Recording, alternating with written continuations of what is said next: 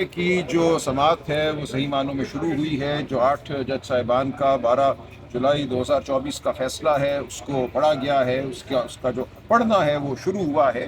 اور دیکھیں فیصلہ تھا کیا، یہ اہم ہے کہ پاکستان کے عوام کو معلوم ہو کہ فیصلہ کیا تھا۔ فیصلہ یہ تھا کہ پی ٹی آئی کے جو اراکین تھے، جو پی ٹی آئی کے امیدوار تھے، ان کو غلط طور پہ الیکشن کمیشن آف پاکستان نے آزاد امیدوار قرار دیا۔ الیکشن کمیشن آف پاکستان نے غلط طور پہ پی ٹی آئی کو بطور جماعت الیکشن میں حصہ لینے سے روکا۔ جو سپریم کورٹ کا فیصلہ تھا 13 جنوری 2024 کا، وہ صرف اتنا تھا کہ پی ٹی آئی کو ایک سمبل نہیں ملے گا۔ اس فیصلے کی وجہ سے پی ٹی آئی بطور جماعت تحلیل نہیں ہوئی تھی۔ پی ٹی آئی کو تمام حقوق حاصل تھے بطور جماعت الیکشن لڑنے کے۔ اس لیے الیکشن کمیشن کا یہ کہنا کہ پی ٹی آئی بطور جماعت الیکشن نہیں لڑ سکتی، اس کے جو امیدوار ہیں ان کو پی ٹی آئی کا امیدوار تصور نہیں کیا جائے گا، ان کو آزاد امیدوار تصور کیا جائے گا، یہ قطعاً غیر آئینی اور غیر قانونی تھا۔ تو 8 جج صاحبان نے یہ کہا کہ یہ جو غیر قانونی عمل الیکشن کمیشن آف پاکستان سے سرزد ہوا، اس کی سزا پاکستان کے عوام کو نہیں ملنی چاہیے۔ ان تمام اراکین کو جو در حقیقت پی ٹی آئی کے کینڈیڈیٹ تھے، پی ٹی آئی کے حمایت یافتہ تھے، ان کو پی ٹی آئی ہی کا ممبر سمجھا جائے گا۔ پی ٹی آئی کو پارلیمان میں موجود پارلیمانی جماعت سمجھا جائے گا، اور جو پی ٹی آئی کے ممبر پارلیمان میں ہیں اس کے تناسب سے متناسب نمائندگی کی بنیاد پہ خواتین کی اور غیر مسلموں کی جو نشستیں ہیں وہ پی ٹی آئی کو دی جائیں گی۔ تو یہ ہے ہمارا مقدمہ، یہ ہے مقدمہ جو ہم جیت چکے ہیں 8 جج صاحبان کے تاریخی فیصلے کی وجہ سے، جو 13 جولائی 2024 کو آیا یا 12 جولائی 2024 کو آیا۔ ہم یہ مقدمہ جیت چکے ہیں۔ اب ریویو ہے، ریویو میں ایک فیصلے کو رد کرنے کے جو گراؤنڈ دیے گئے ہیں وہ انتہائی مختصر ہیں، اور ہماری یہی استدعا ہے کہ ان مختصر گراؤنڈز کی گرفت میں یہ ریویو نہیں آتا۔ اس ریویو کو ڈسمس ہونا چاہیے۔ جو 12 جولائی 2024 کا فیصلہ ہے وہ بحال رہنا چاہیے، اور اس فیصلے کے تحت ہمیں 78 مخصوص نشستیں ملتی ہیں قومی اسمبلی اور صوبائی اسمبلیوں میں غیر مسلم اور خواتین کی، وہ نشستیں ہمیں ملنی چاہیے۔ اچھا سلمان اکرم راجی صاحب، 2 دن پہلے جب آپ اسی عدالت سے سپریم کورٹ آف پاکستان کی بلڈنگ سے باہر آئے تو ہم نے آپ سے سوال کیا، آپ کافی زیادہ نا امید تھے، کافی ڈس اپوائنٹڈ تھے، کافی غصے میں نظر آ رہے تھے۔ آج گزشتہ سماعت کی نسبت آج آپ تھوڑے سے کانفیڈنٹ بھی ہیں، لگ رہا ہے کہ اعتماد بحال ہوا ہے۔ آج آپ کی باڈی لینگویج سے لگ رہا ہے کہ کوئی چیزیں آپ کے حق میں بہتر ہو رہی ہیں، تو کیا کہنا چاہیں گے، واقعی آپ پر امید ہیں یا اعتماد بحال ہو چکا ہے آپ کا اس آج کی سماعت کے بعد؟ نہیں دیکھیں، ایسا کچھ نہیں ہے، نہ میں اس دن کوئی ابتر حالت میں تھا، نہ آج بہتر حالت میں ہوں۔ اس دن صرف یہ تھا کہ جو حکومتی وکلاء ہیں ان کی بحث سننے کا موقع ملا تھا۔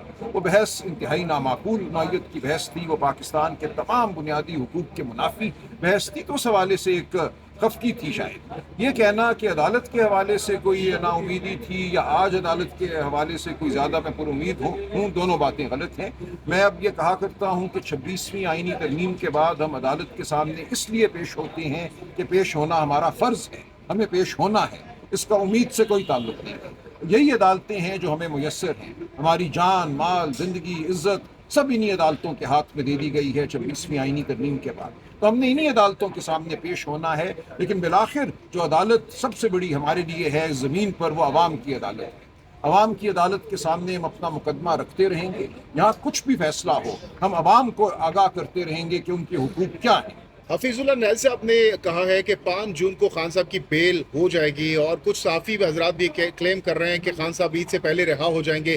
کتنی صداقت ہے ان خبروں میں آپ؟ دیکھیے، میں اس بارے میں کچھ نہیں کہنا چاہوں گا، ایسا ہو جائے تو بہت اچھی بات ہے، بہت ہم خوش ہوں گے، لیکن میں کوئی پیش گوئی نہیں ایسا کر ہوتا ہوا نظر آ رہا ہے موجودہ سرکمسٹانسز میں میں؟ کچھ نہیں کہہ سکتا۔ دیکھیے، ہر دن کو ہم لیتے ہیں، اس دن جو واقعات ہوتے ہیں ان سے ہم معاملہ کرتے ہیں، آئندہ کیا ہوگا، کون کیا کرے گا، منصوبہ سازوں کے ذہنوں میں کیا چل رہا ہے، میں اس بارے میں کچھ نہیں عالیہ کہہ حمزہ صاحبہ کے حوالے سے رات سے سوشل میڈیا پر کافی بحث چھڑی ہوئی ہے کہ انہوں نے ان لوگوں سے، ان ارکان سے یہ جواب طلب کیا ہے، شو کاز نوٹس جاری کیا ہے، جو کہ یہاں پر خان صاحب کی پیشی کے حوالے سے جو سماعت تھی اس میں نہیں آئے تھے۔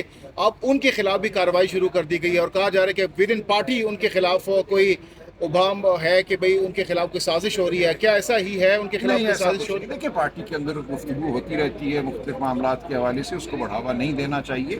انہوں نے اگر کسی سے کوئی وضاحت طلب کی ہے تو وہ کر سکتی ہیں. میں سمجھتا ہوں اس معاملے کو پارٹی کے اندر خوش اسلوبی سے طے کر لیا جائے گا, اس میں کوئی بڑا واقعہ نہیں. سر آپ نے کہا تھا کہ اسپیکر کے خلاف ووٹ آف وہ بھی دیکھیے تمام وہ چیزیں ہیں جو معمول کی چیزیں ہیں, وہ مناسب وقت پہ ہوں گی. یہ محمود خان اچکزئی صاحب کا مشورہ ہے, بہت دنوں سے ان کا یہ مشورہ ہے کہ ہمیں پارلیمان کے اندر تحریک لانی چاہیے عدم اعتماد کی, تو ہم لے آئیں گے. اس کا مقصد کیا ہوگا؟ مقصد یہ ہوگا کہ اس پارلیمان میں جو پارلیمانی روایات کے خلاف کام ہوا ہے پچھلے 3 سالوں سے یا پچھلے 1 سال سے بالخصوص, اس کی وضاحت کی جائے. پارلیمان سے 8 ممبر جو ہیں اغوا کر لیے جاتے ہیں اور پارلیمان اور اس کا اسپیکر خاموش بیٹھے ہیں. یہ وہ معاملات ہیں جن کے حوالے سے ہم نے خاموش نہیں رہنا. مارگلہ کی پہاڑیوں پر ٹینٹ لگانے کے حوالے سے اس وقت پی ٹی آئی کے اندر یہ سوچ پائی جا رہی ہے, تو اگر پہاڑوں پر آپ لوگ بیٹھ جائیں گے, ٹینٹ لگا لیں گے. نہیں دیکھیں یہ چمگوئیاں ہوتی ہیں. جنید اکبر خان صاحب نے یہی پر ہم سے گفتگو کرتے ہوئے کہا تھا, وہ کہہ رہے تھے کہ ایسا ہے, غور کر رہے ہیں اس پہ. دیکھیں ایسی تمام باتیں جو ہیں قابل غور بھی ہیں, قابل عمل بھی ہیں. مقصد کیا ہے؟ ہم کہیں پہ بھی جا کے بیٹھے, تو اس سے فرق کیا پڑے گا پہاڑوں پہ آپ لوگ بیٹھ جاتے ہیں؟ دیکھیں فرق کس چیز سے پڑتا ہے. ایک زندہ قوم جو ہے, ایک ریاست جس میں آئین اور قانون ہو, جس میں شرافت ہو, وہ سنتی ہے عوام کی رائے کو. یہ ضروری نہیں ہوتا کہ آپ ایک جتھا لے کر آئیں اور کسی عمارت پر حملہ کر دیں تو پھر آپ نے پروٹیسٹ کیا. پروٹیسٹ اور احتجاج کے پیرائے ہیں. خاموش پروٹیسٹ ہوتا ہے, بھوک ہڑتال ہوتی ہے, آپ اپنی آواز جو ہے لے کر آتے ہیں سامنے, آپ اپنی عددی اکثریت کا اظہار کرتے ہیں. اگر 2-4 لاکھ لوگ ایک جگہ آ کے بیٹھ جاتے ہیں تو تمام دنیا میں نظام ہل جاتا ہے. کوئی نظام ایسا نہیں ہے کہ وہ 4-5 لاکھ لوگوں کے اجتماع کو دیکھ کر متاثر ہوئے بغیر رہے. تو یہ ہوگا, ہم اس جانب بڑھیں گے, ہم سڑکوں پہ چلیں گے, کیونکہ سڑکوں پہ چلنا ہمارا بنیادی حق ہے. آئین کا آرٹیکل 15 ہمیں یہ حق دیتا ہے. ہم نے آزادی حاصل کی سڑکوں پہ چل کے. آپ 1947 سے پہلے کی تاریخ دیکھیں کس طرح کی جدوجہد ہوئی تھی. حملے نہیں ہوتے تھے کہ مسلح گروہ آ کر پولیس اسٹیشنوں پہ یا دیگر عمارتوں پہ حملہ نہیں کرتے تھے. پوری تحریک آزادی ایک اخلاقی تحریک تھی. وہ ایک ایسی تحریک تھی جہاں نہتے لوگ سڑکوں پہ چل کر آواز بلند کرتے تھے, بولتے تھے, پتھر نہیں مارتے تھے, گولیاں نہیں چلاتے تھے. تو آواز بلند کرنا, اپنے وجود کا احساس دلانا, خاموشی سے بھی اپنے حق کا اصرار کرنا, تقاضا کرنا, یہ تمام انسانی تاریخ کے وہ طریقے ہیں جو انسانوں نے بار بار استعمال کیے ہیں اپنی تحریک چلانے کے لیے, اپنے حقوق مانگنے کے لیے. اچھا صاحبزادہ حامد رضا صاحب نے اب کی بار کہا ہے کہ اس دفعہ جو تحریک ہوگی وہ تحریک ابھی آدھے راستے پہ ہوگی, کہ پیچھے سے استعفے بھی آ جائیں گے اور ہمیں جو تحریک ہو واپس جانی پڑے گی اور ہمارے مطالبات بھی پورے ہو جائیں گے. کتنے پر امید ہیں آپ اس چیز کو لے کر؟ دیکھیں سب کچھ ممکن ہے اگر تو نظام میں ذرا سی بھی شرافت کی رمق ہو, نظام میں اگر ذرا سی بھی عوام کے حوالے سے کوئی ہمدردی ہو. ہمدردی سے میرا مطلب یہ ہے کہ عوام کو انسان سمجھتا ہو اگر ہمارا نظام, تو عوام کی رائے کے سامنے ہر نظام کو دوزانو ہونا پڑتا ہے. سر آپ مخصوص نشستوں کے لیے کوشش کر رہے ہیں, لیکن خبریں یہ آ رہی ہیں کہ جو آپ کے آلریڈی ایم این ایز ہیں ان کو نہل کر کے 25 سے 30 ایم این ایز کو دیکھیں تمام نظام جو ہے ایک ڈھکوسلا ہے. یہ تمام نظام فارم 47 کے بعد فریب کا نظام ہے. یہ فریب کی بستی ہے. اس فریب کی بستی میں ہم نے سچ بات کرنی ہے, ہم نے حق کا نعرہ لگانا ہے. ہم وہ کرتے رہیں گے, سیٹیں ہماری 10 ہوں 100 ہوں, اس سے کوئی فرق نہیں پڑتا.